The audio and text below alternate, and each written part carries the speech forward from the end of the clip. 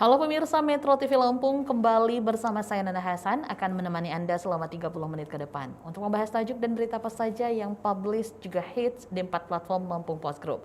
Saat ini sudah bersama saya Mustan Basran, Kadip Pemberitaan Lampung Post. Tapi sebelum masuk untuk membahas tajuk kali ini, terlebih dahulu kita akan menyaksikan video editorial berikut ini.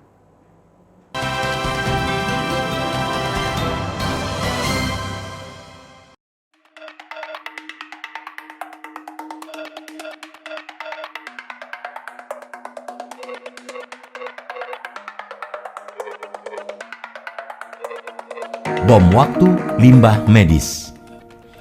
Pandemi COVID-19 menjadi ancaman serius bagi kesehatan masyarakat. Sebaran virus corona tidak hanya menyebabkan bertambahnya jumlah orang terpapar, tetapi juga membawa dampak serius bagi pengelolaan sampah medis. Sebab tambahan kasus positif COVID-19 berbanding lurus dengan pertambahan volume sampah medis. Persoalan sampah medis di Indonesia membutuhkan perhatian serius. Menteri Komunikasi dan Informatika Johnny G. Plate memaparkan jumlah limbah medis di tanah air meningkat hingga 30% per hari selama pandemi. Sebelum pandemi, rata-rata limbah medis hanya mencapai 400 ton per hari. Saat ini, rata-rata limbah medis menjadi 520 ton per hari. Pertambahan limbah medis secara signifikan juga terjadi di Lampung. Saat ini, jumlah konfirmasi kasus positif COVID-19 di Sangbumi Ruwajurai mencapai 47.002 orang. Dinas Lingkungan Hidup Provinsi Lampung mengatakan sejak Januari hingga Juli 2020, provinsi ini menghasilkan 104 ton limbah medis infeksius. Angka ini meningkat 300% jika dibandingkan data tahun 2020. Pada tahun lalu, volume limbah medis di Lampung periode yang sama hanya mencapai 32.437 ton.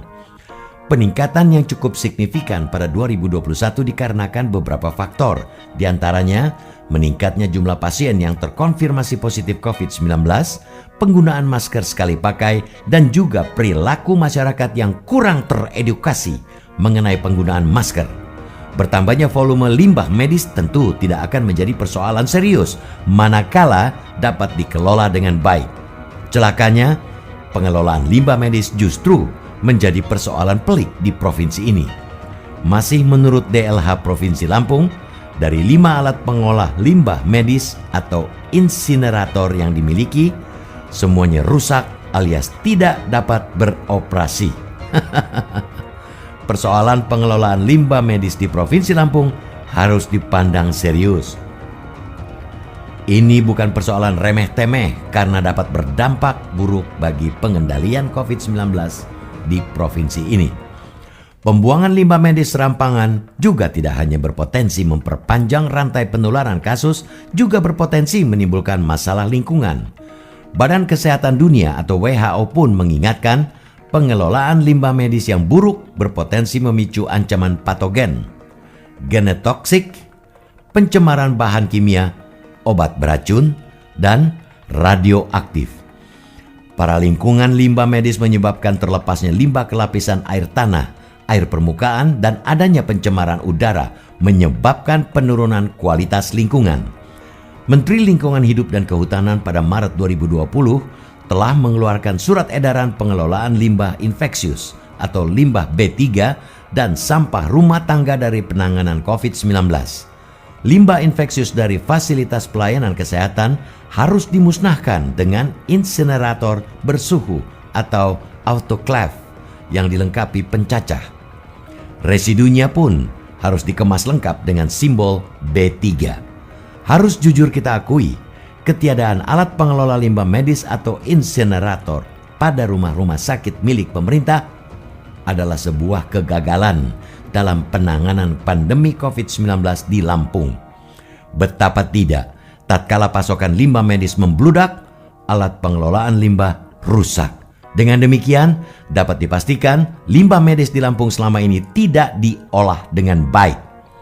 Provinsi Lampung harus segera mencari solusi agar alat pengelolaan limbah medis dapat kembali berfungsi dengan baik. Jika bantuan yang dijanjikan dari kementerian terkait tidak kunjung datang, Pemprov harus mencari solusi lain. Salah satunya mencari bantuan kepada pihak ketiga seperti halnya ketika Pemprov mengatasi pasokan oksigen di Lampung. Jika di tingkat instansi pemerintah pengelolaan limbah medis tidak berjalan dengan baik, lantas bagaimana mungkin kita mengharapkan penanganan limbah yang baik dari sektor rumah tangga? Saat ini pun hampir tidak ditemui rumah tangga yang memisahkan sampah medis dan menuliskan keterangan jelas karena memang sosialisasi untuk hal tersebut nyaris tidak ada.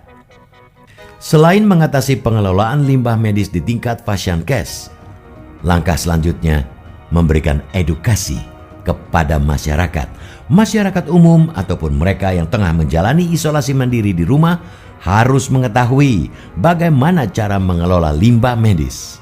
Jika tidak langsung dimusnahkan, limbah tersebut harus diberi tanda khusus sebagai limbah medis.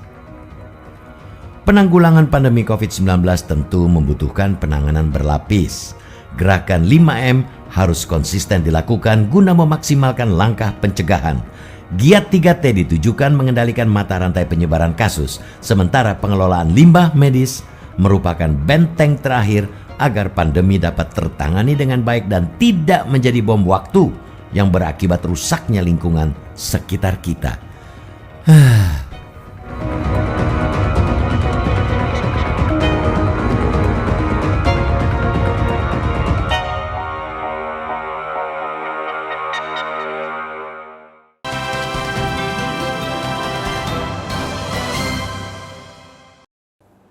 Oke Bang Aan, apa yang menjadi bahasan tajuk Lampung Pos untuk kali ini? Nah, kali ini kita membahas tentang antisipasi bom waktu limbah medis ya. Karena memang limbah medis ini jumlahnya sejalan dengan kasus COVID yang semakin meningkat, terutama limbah medis kasus COVID. Itu kan luar biasa. Jadi karena COVID-nya pun nyebarnya cepat, kemudian juga artinya limbah medis yang bekas dipakai untuk perawatan pasien-pasien COVID itu juga akan melesat dengan ininya gitu, dengan cepatnya ya? gitu. Oke. Nah, seperti apa gambarannya limbah medis saat ini di Provinsi Lampung sendiri, Bang Aan? Oke. Nah, jadi kalau dari data nasional ya, limbah medis itu sebelum pandemi itu sekitar 400 ton per hari ya. Kemudian setelah pandemi ini meningkat menjadi 520 ton per hari. Nah, di Lampung sendiri ada terakhir tercatat setelah pandemi itu antara 200 sampai 300 ton per hari gitu. Jadi kita juga bagaimana mengolahnya itu. Nah, sialnya itu di Lampung ini ada 5 insenerator. Jadi limbah medis itu harus diolah dengan alat khusus namanya insenerator. Bagaimana cara mengolahnya, itulah insenerator, dirajang, dibakar atau dimusnahkan gitu. Tapi ya dari 5 itu ternyata tidak ada satupun yang berfungsi. Gitu. Nah, kemudian kondisinya, info dari instansi yang berwenang itu Lampung mendapat info bahwa artinya sekarang limbah medis itu diserahkan ke pihak ketiga. Transporter dan transporter untuk mengangkutnya, dan kemudian penghancurannya ada di Tangerang.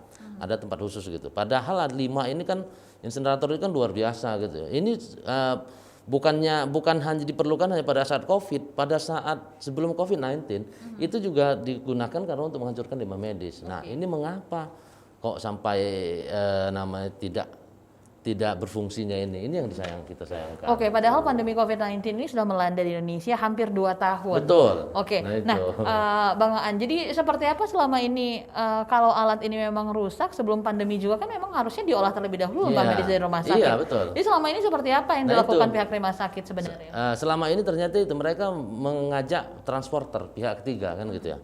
Pihak ketiga yang katanya dikirim ke insenerator besar di Tangerang.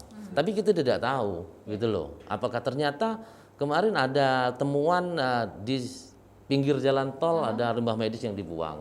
Katanya bukan dari Lampung, itu limbah medis dari Sumatera Selatan dibawa oleh transporter nakal ini membuangnya. Nah, apakah pemerintah Lampung ini juga tidak curiga? Transporter ini juga akan berbuat nakal seperti mereka yang dibuat ke Palembang kan gitu. Selama ini dengan pihak ketiga gitu. Nah, tinggal memang kurang efektif dengan pihak ketiga ini. Selain biaya mahal katanya Dinas Kesehatan atau Dinas Lingkungan Hidup, selain biaya mahal juga kita tidak bisa menjamin apakah transporter ini bisa dipercaya atau tidak. Oke, Bang Aan, tahan dulu, nanti Oke. kita lanjut kembali. Pemirsa Metro TV Lampung, kita akan kembali sesaat lagi. Tetaplah bersama kami.